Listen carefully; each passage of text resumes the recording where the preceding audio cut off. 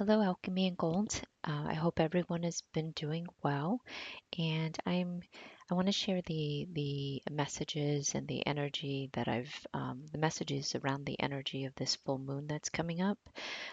So the themes that have been coming up for this full moon still seems to be pretty consistent with previous themes for this year. And it seems to continue to center around being our true selves, and being able to find the freedom to step more into who we truly are.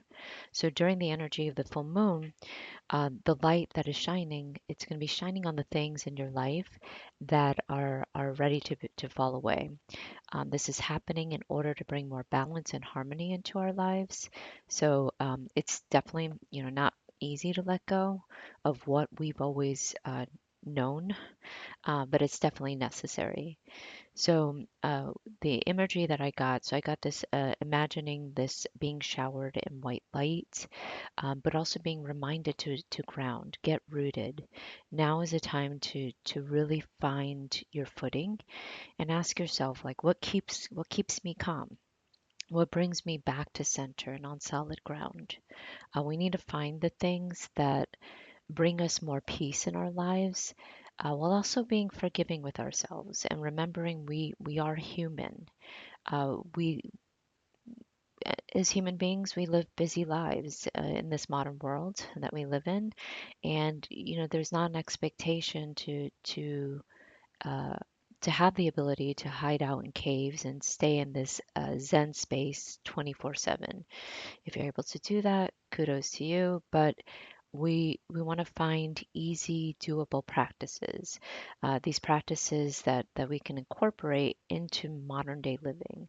So these could be moments, these could be minutes, it could be hours if you feel called to do that. Just find the practice that helps you to stay sane, and try to bring some more consistency into those practices into your daily life. We may feel like we want to lift up in this energy, meaning kind of like into the air. And if we're not aware of this, we could easily be swept in one direction or another. So there could be this feeling of being pulled or tugged, as if we've kind of lost our agency over ourselves. Um, but what the guides were reminding me is that freedom is always within us. Even when we feel like we don't have choices, we do. And that is a big highlighted um, reminder for everyone. There was also mention around generosity. That's generosity, um, is being generous with ourselves. For myself, it's very easy for me to be generous to others, but also remembering I need to be generous to me too. Be aware of what's going on in the mind. This is all around the area of self-loathing, the way we speak to ourselves, the inner critic. The inner critic is getting really loud. The dialogue in our heads can feel too much at times, and they want to remind us not to beat ourselves up. There's this, I'm going to speak for myself.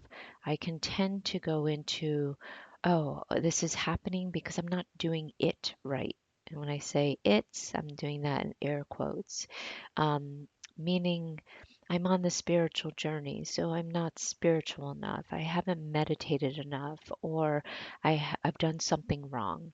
The mind seems to be running rampant with these self-loathing this self-loathing narrative, and we humans, again, that are on the spiritual journey can feel like whatever practices we do, it's not enough of, or again, just that feeling of not feeling right, and that just being aware around that, because that feeds into that self-loathing again. So an emphasis around that. They also reminded me to find ways of getting into coherence with the heart. We can get really stuck in the head trip again, and can find ourselves basically lost in the constructs of the mind.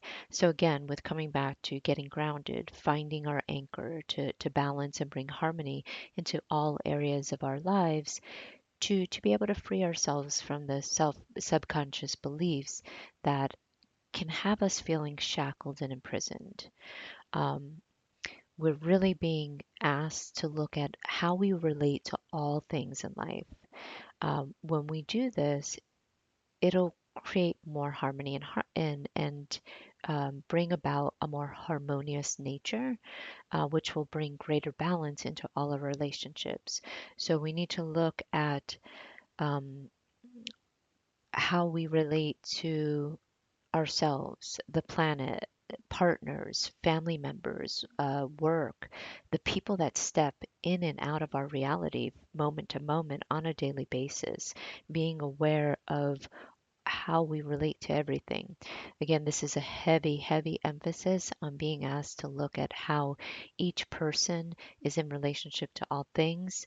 Um, in the spaces that may seem out of alignment, a good question to ask is how can I be in greater harmony with this? And if you can't, then perhaps ask, what can I do to have greater freedom? With this freedom comes action. So this with the action that we take, it'll it'll start this momentum and things will start moving. When things start moving, this will lead to things actually falling away, crumbling, letting go of people, places, and situations that are not serving. This is painful, it's uncomfortable, but definitely needed to tip the scales back into balance and to be able to create more freedom in our lives. My guides really wanted me to relay this message as well. So ultimately, the pursuit of freedom is what we all seek. When feeling imprisoned by one's circumstances, this causes a lot of friction, constriction within the body. One tends to close their heart because of lack of safety. When our safety feels jeopardized, the ego, the personas that were designed to make us safe create defenses. Uh, but we ask that you begin to question, am I truly going to physically die? Will this physically bring me harm? Or has the mind created a story due to the subconscious beliefs that create our reality? This is going to take courage, time, patience, trust, to be able to tap into the wisdom that life is presenting as an invitation to grow and allow more love into oneself, to become more and more of who one truly is. Uh, with this message that they gave me, there's going to be deep aches of contorting oneself into spaces that they no longer fit in. This is going to create challenges and suffering. So we must trust that all things that um, are falling away for a good reason, and it's time to let them go. This is going to allow for more space for greater truth to step in.